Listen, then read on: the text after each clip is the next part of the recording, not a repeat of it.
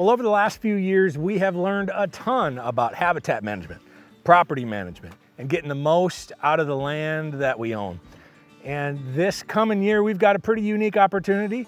It's not every year that we get this opportunity, but this is a good year for us because we got another 60 acres that we added to the farm. F5 farm, we got 60 more acres, and we are going to implement the habitat management, property management strategies that we've learned and developed over the last few years on the other parcels that we've got here on the farm.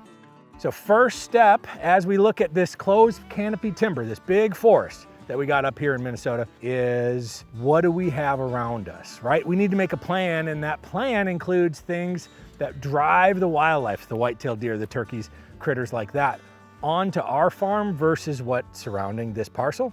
And so today we're talking about planning on our new chunk of land.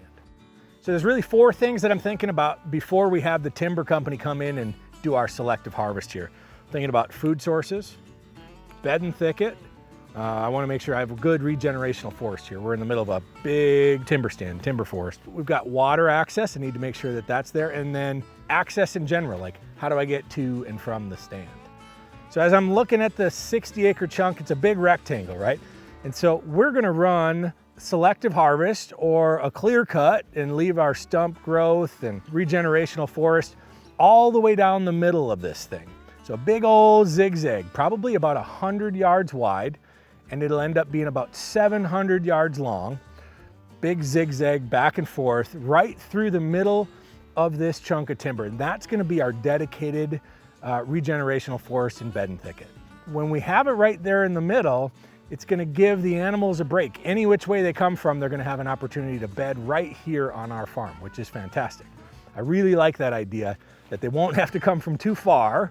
So hopefully they'll be in our food plots sooner than later on our evening sits. When it comes to food plots, I wanna make sure that I've got those in the right spots. And so down at the southern end of this chunk of land, I've already got my bear bait set up. So where I hunt my black bear.